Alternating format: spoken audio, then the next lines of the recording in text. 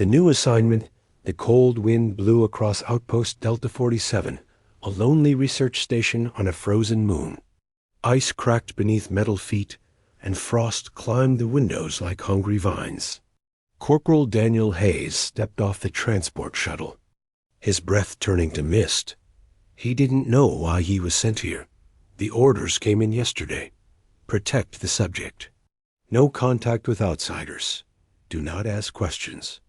Daniel was used to strange missions. But this one felt different. Inside the outpost, everything was silent. Too silent. No chatter. No laughter. Even the guards looked nervous. One of them, an older man with a scar across his cheek, pulled Daniel aside. "Word of advice," the man said quietly. "Don't try to be friendly. Just follow orders." "Who am I protecting?" Daniel asked. The man didn't answer. He just walked away. Daniel was led to a sealed room deep inside the station. A heavy door hissed open. Inside, the temperature dropped even lower. A single chair sat in the middle of the room, next to a small heater. And in that chair was her.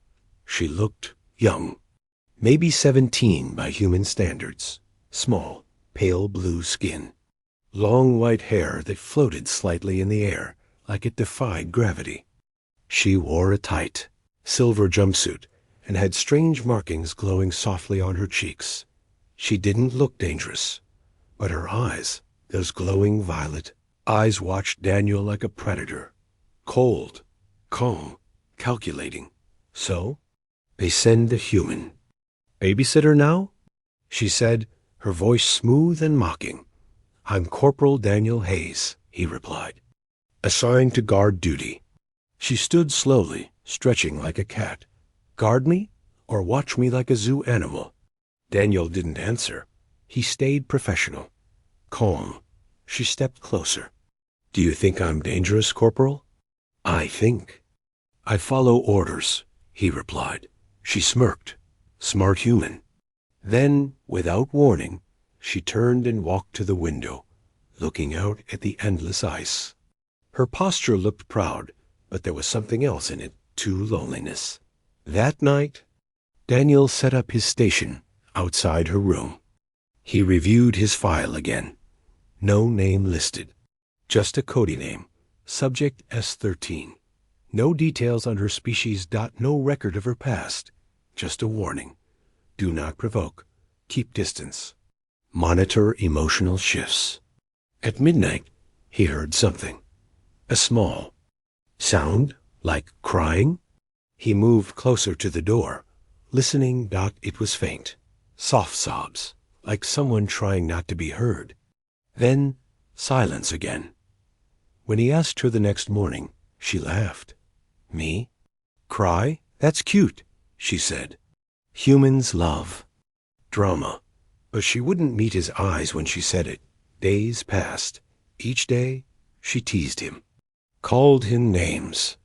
Pretended to be strong, cold, untouchable. But Daniel noticed. Little things. How she flinched at loud sounds. How she never ate when people were watching. How she stared at the stars too long, as if looking for something. Or someone. One evening, as he brought her the daily supply pack, she suddenly asked, "Do humans ever lose everything?" Daniel blinked. "What do you mean?" "Family, home, species." "Yes," he said quietly. "Sometimes." She looked away. Must be hard." Then she smiled again, sharp and mocking. "But I'm not like that. I'm stronger." Daniel didn't argue. But that night, he heard the crying again. This time, it lasted longer. Next morning, a message came in from Central Command. Report any change in Subject 13's behavior. Emotional fluctuation may indicate instability. Daniel looked at the girl sitting quietly in her room, pretending to be proud and fearless. He didn't see instability. He saw someone pretending, someone hiding behind jokes and smiles and sharp words, someone who didn't want to fall apart in front of a stranger. He sighed, sat down outside her door again, and whispered to himself, Maybe she doesn't need a guard. Maybe she just needs someone to stay. Beneath her armor, the wind howled outside. Outpost Delta 47. Inside, it was quiet too quiet. Corporal Daniel Hayes sat just outside her room again, listening. The walls were thin, and he heard her pacing. Then it stopped. Then, the sound. Again, soft crying. But this time, it wasn't careful. It wasn't hidden. It was a quiet storm breaking open. Daniel stood up and placed his hand gently against the door. He didn't say a word. He didn't want to scare her. The next morning, she was already standing by the window when he entered. "Sleep well?" she asked, trying to smile. Daniel nodded. "You?" "Like a baby," she lied. Her voice was calm, but her eyes were swollen. Her shoulders were tense. He didn't press it. Instead, he placed a tray of food on the table. She didn't move. "Why do you pretend?" he asked softly. She turned her head slowly, the fake smile gone. "Pretend what?" "That you're strong." "All the time." She looked away. "Because if I stop pretending, I'll break." Daniel sat down across from her. "You can be strong and still feel things." She laughed bitterly. "Human talk. Weak species need soft words. I am not weak. You cried last night." She froze. Silence filled the room. For a moment, he thought she would shout. Attack. Deny everything. But instead, she looked down. "You weren't supposed to hear that," she whispered. That evening, Daniel checked the outside perimeter. On his way back, he passed 2 guards talking near the mess hall. "They say she's a weapon," one whispered. "Used to belong to the Krillian Empire. Killed dozens without blinking. She's dangerous, man. I don't trust her." Daniel didn't say anything, but his hands clenched. Back in her room, she sat on the bed, arms around her knees. "You heard." "The rumors too?" she asked without looking up. "Yes." "And you scared of me now?" Daniel shook his head. "I don't believe them." She looked up, her voice sharp. "Why not?" "Because dangerous people don't cry alone in the dark." Her breath caught. Her lip trembled, but only for a second. Then she stood up and turned away again. "You think you're helping me," she said. "But you're not. Humans always want to fix things." "But I'm not broken."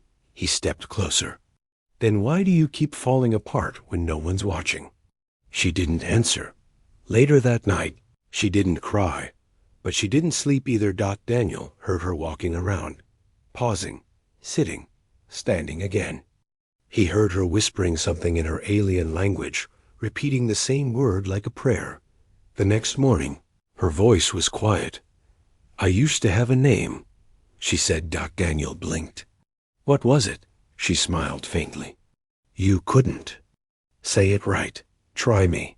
She hesitated. "Serial." He repeated it, slowly, clumsily. She laughed, not mockingly this time. "Terrible. But it's better than Subject S-13. Daniel smiled. "Serial. Got it." She looked at him for a long time, then said, very softly, "Don't tell anyone. They'll erase it again." That evening, a report came from command. Subject appears stable. Continue routine. Monitor for emotional breakdown. Daniel ignored it. He wasn't watching a subject anymore. He was watching a person. A girl who pretended to be fire, but was really made of glass. And he knew now. Something had broken her long ago. She wasn't dangerous. She was hurting. Maybe he could help, not as a soldier, but as a human. A friend, maybe more. Why she fears sleep. It was just after midnight when Daniel heard it again. Not crying this time, screaming. He jumped up from his chair and ran to Serial's door. The lights inside were flickering. He could hear things breaking, metal bending, furniture crashing, and then silence. He hesitated. "Serial?" He called out. No answer. He typed the override code. The door opened with a hiss. Inside, the room was a mess. The chair was in pieces. The wall had deep claw marks. And Serial, she was curled up in a corner, trembling. Her eyes were glowing. Not soft violet anymore, but red. Her skin pulsed with energy. The symbols on her body were flashing in strange patterns. She looked up at him, panic in her voice. "Stay away." She cried, "I can't control it." Daniel didn't move. He slowly stepped forward, calm and quiet. "You're safe," he said. "You're not alone." Her breathing was fast. Her hands were shaking. But she didn't lash out. She didn't. Attack. She just collapsed. He caught her before she hit the ground. Later, she sat on the bed, wrapped in a thermal blanket. Her voice was soft, tired. "I didn't want you to see that." Daniel sat across from her. What was it? A defense. Mode. Triggered by fear. Fear of what? She looked down. Dreams. He waited. Finally, she spoke. "My people were attacked years ago. I was a child. I saw everything. Fire, blood, the sky falling. I ran and ran. I hid. But I never stopped." Hearing their screams, she closed her eyes. "Every time I sleep, I go back there." Daniel didn't speak. He just listened. "That's why I stay awake. That's why I pretend I'm strong. If I let my guard down, it comes back." The next day, she refused to speak. She sat by the window all morning, staring at the snow-covered wasteland outside. Daniel brought her food. She didn't eat. That night, he stood by her door, unsure. Then, he made a choice. He pressed the button and opened the door slowly. She looked up, surprised. "What are you doing?" She asked. "You don't have to face the dreams alone." She laughed. "What? You're going to sleep next to me like a guard dog?" "No," he said, "like a friend." She stared at him. Then, slowly, nodded. He sat on the floor beside the bed, leaning against the wall. The lights were dim. Minutes passed. Then an hour. Then he heard her voice, quiet in the dark.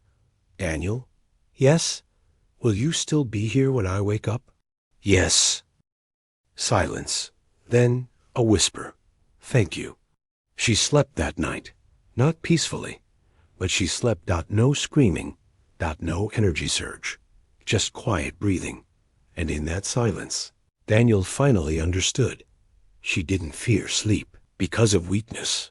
She feared it because she remembered everything. But maybe now, she didn't have to face it alone. The day she snapped. The morning began like any other. Cold wind scraped the glass of Outpost Delta 47. Inside, silence ruled. Serial sat at the edge of her bed, quiet, hugging her knees. Daniel handed her tea, warm and calming. "Bad dreams again?" he asked. She nodded. "Not as bad, but they're always there." He gave a small smile. "You're getting stronger." She looked up. "No, just not alone." Those words made him pause. But before he could say more, the door buzzed. An officer entered. Lieutenant Cross. Clean uniform. Sharp eyes. Sharp mouth. He didn't look at Serial like a person. He looked at her like a problem. "So, this is the alien?" Cross said coldly. "I thought she'd look more threatening." Serial's eyes narrowed. "You're not as charming as you think," Cross chuckled. "Did she just talk back to me?" Daniel stepped forward. "Lieutenant, she's under protection protocol. No provocation allowed." But Cross ignored him. He walked closer to Serial. "Tell me, creature," he sneered. "Do you even understand what you are? A mistake? A weapon gone wrong? You don't belong here." Serial stood up slowly. "Leave," she said, voice calm. Cross stepped closer. "Or what?" Her hands clenched. Her glowing symbols began to pulse. "I said, leave." He laughed in her face. That's when the metal support beam behind her bent in half, without her touching it. Everyone froze. Daniel stepped between them. Serial, stop. She was breathing hard. Her hair lifted like static. Her eyes glowed, dangerously bright. But she didn't move. She was holding it back. Finally, she turned her head and whispered, "He's not worth it."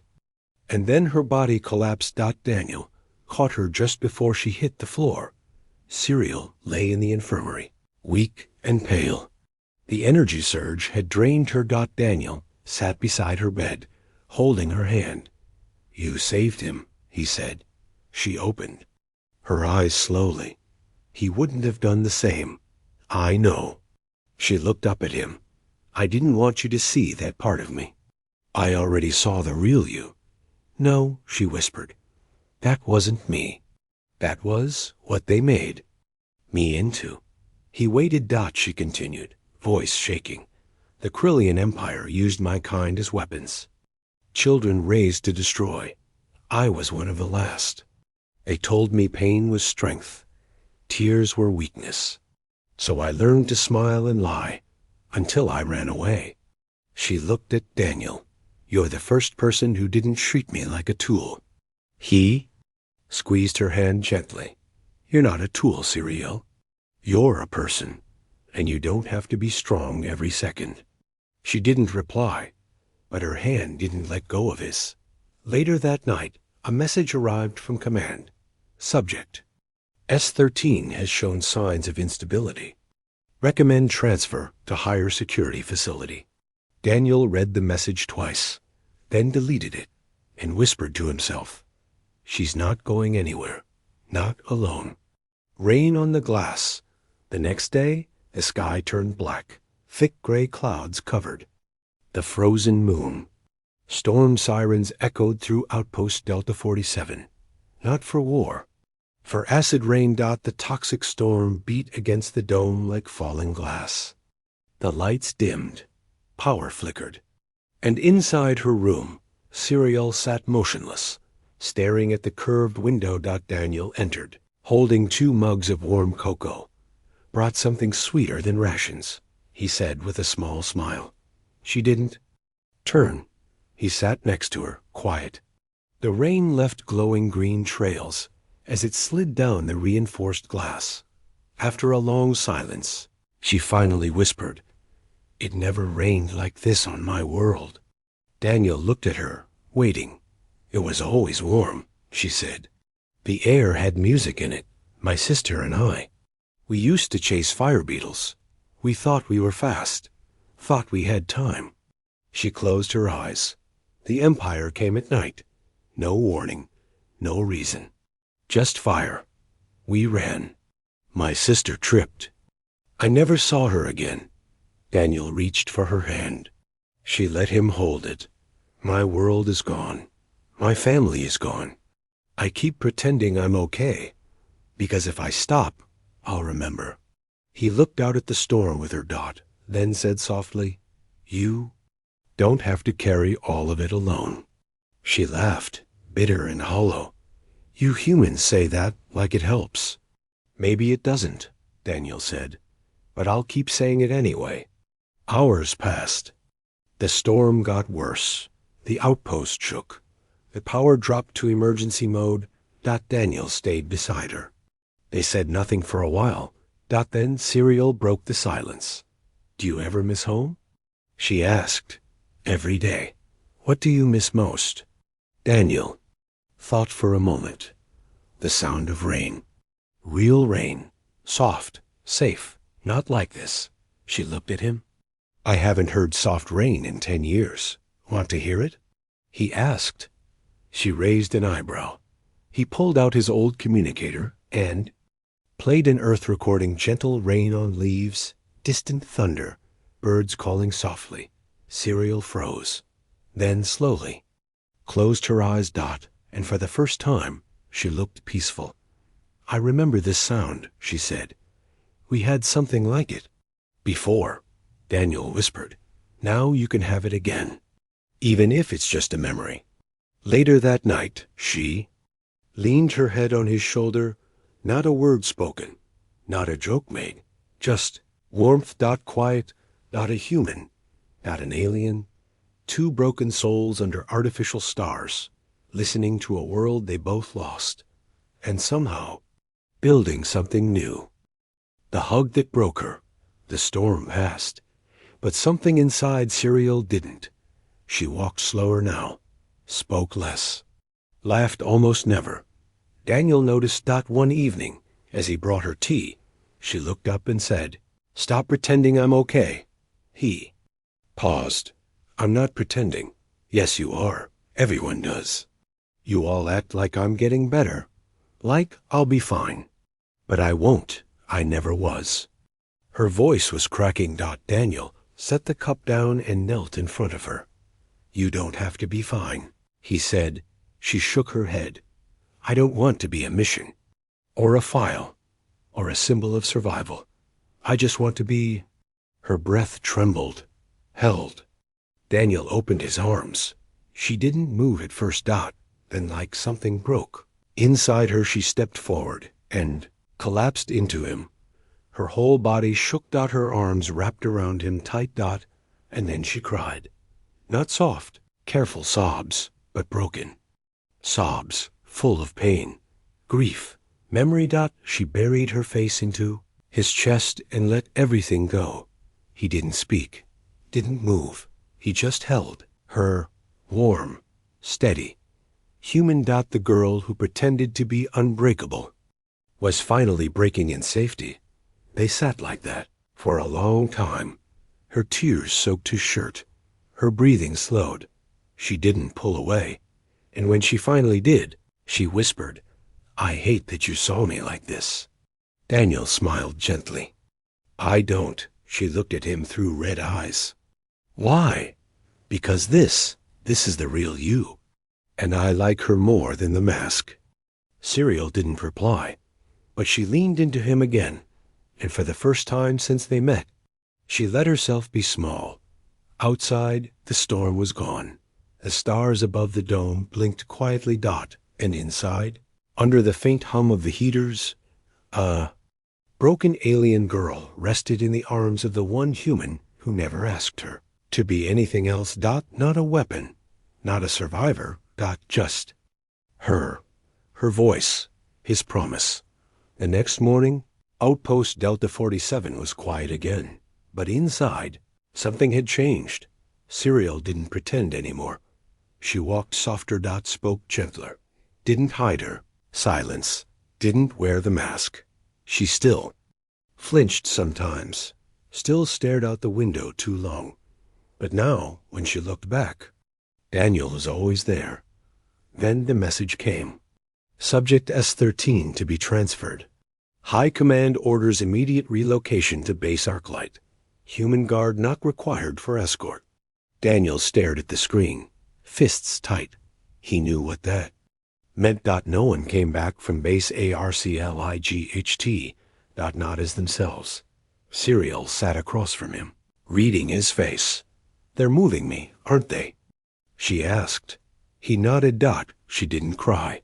She didn't shout. She just said, "Of course." He stood. "I'm going with you." She blinked. "You can't. I'm not asking for permission."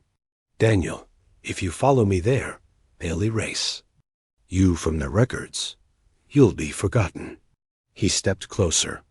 "I'd rather be forgotten than let you face it alone." She shook her head, but her lips trembled. "You're stupid." He smiled. "Only for you." When the transport ship landed, officers came with cuffs.